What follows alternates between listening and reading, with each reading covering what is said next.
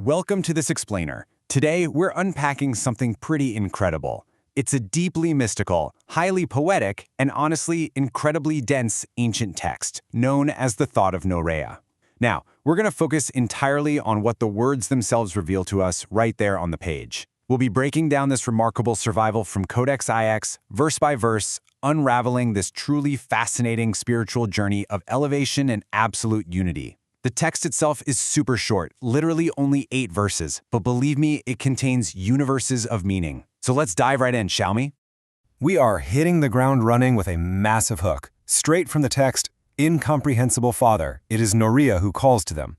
I mean, right from the jump, the text establishes this intense, dramatic tension. We hear our speaker, Norea, reaching out into the absolute unknown, trying to bridge a seemingly impossible gap between herself and the divine. The urgency here is just palpable. This isn't some quiet, peaceful meditation. It's a forceful, almost startling invocation sent straight out into the void. Section 1. The Call to the Father of All.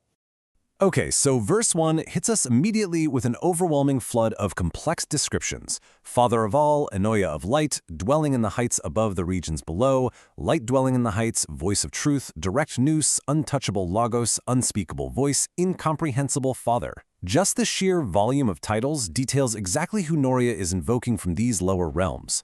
She's heavily emphasizing this vast, almost terrifying spatial distance. This being is dwelling in the heights above the regions below.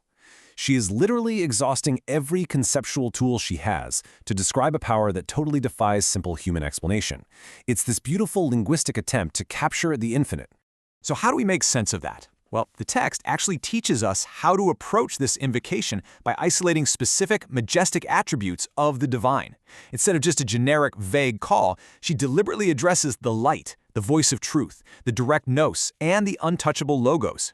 By stacking these very specific attributes of pure intellect and divine reason, the text paints a picture of a deity that is perfectly abstracted from all the physical flaws of the regions down below. It's a presence of absolute, unblemished spiritual reality. Moving right along into Section 2, Acceptance and Divine Gifts.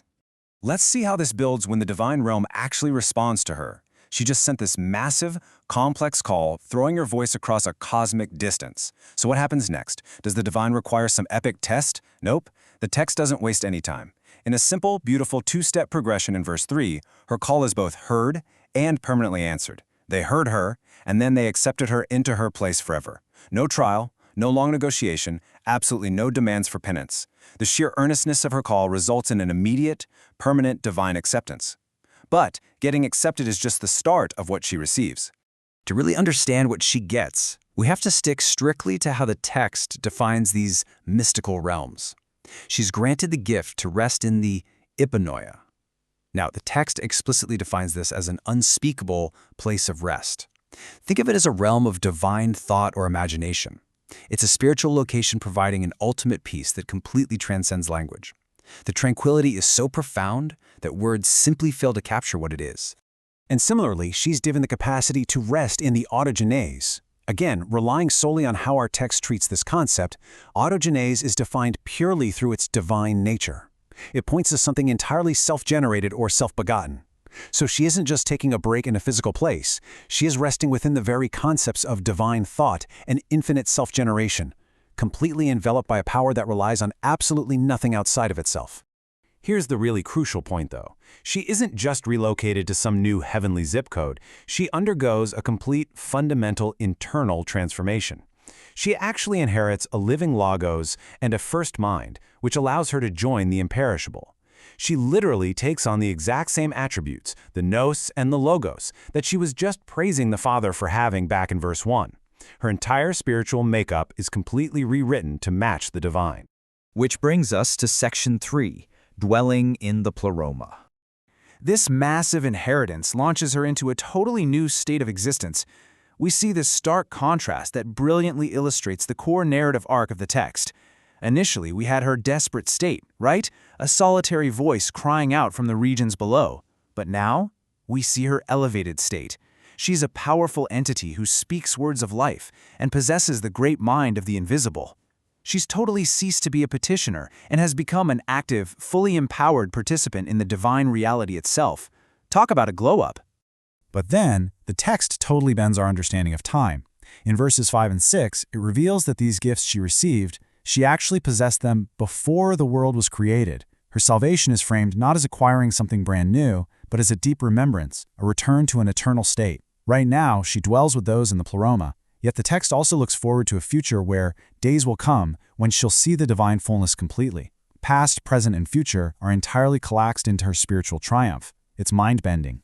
And because of this eternal, timeless dwelling, verse 7 assures us of this incredibly beautiful realization: she will not be in lack. Having inherited the mind of the Father and resting eternally in the divine pleroma, Norea achieves a state of absolute spiritual security and total completeness. There's literally nothing left for her to desire, nothing left to reach for, because she has been completely filled with the words of life. Section 4, the Four Helpers and Adamus. So we really have to ask, why is her security so incredibly absolute? In a text just overflowing with vast, abstract, frankly mind-bending concepts, unspeakable realms, invisible minds, self-generated resting places, boom, we suddenly get the number 4. The text explicitly states she has exactly 4 holy helpers. After all that poetic abstraction, this sudden, rigid, structural reality provides a solid numerical anchor. It grounds her transcendent state in something highly specific. And their specific job, well, according to verse 7, it's to continuously intercede on her behalf. And they do this directly at the Father of all, Adamos. This guarantees that her connection to the highest divine level is never, ever broken. She has a permanent, fourfold delegation ensuring her place in the pleroma remains completely secure. She is endlessly advocated for at the very pinnacle of existence. That is top-tier spiritual security right there. And who is this Adamus figure? Well, the text tells us he's the foundational tether connecting everything. According to verse 8, he's present in all atoms, which really suggests a universal foundational human connection. And crucially, he intrinsically holds the very thought of Norea, which of course is what gives this entire text its name. Her thought, her pure spiritual essence, is held permanently and safely within the Father of all. That leads us right to the cryptic, and honestly profound, final phrase of the 8th verse, focusing on the numbers 2 and 1. The text closes by mentioning 2 names that form a single name. Think about it. After a journey entirely defined by separation, a solitary voice calling out from the regions below to the distant heights way up above, the text resolves on this mesmerizing image of absolute inseparable unity. The distance is completely erased. Which leaves us with a pretty massive final thought to ponder. Based on everything we've just explored together, her desperate call from the depths, inheriting the divine mind, her timeless security, and her very thought resting in the Father of all, what do you think it truly means for these 2 distinct names to collapse into a single ultimate unity? Is it humanity and divinity merging completely? Is the petitioner becoming totally indistinguishable from the one being petitioned? It's a fascinating question, and one the text deliberately leaves us to unravel for ourselves. Thank you so much for exploring this remarkable piece of history with me.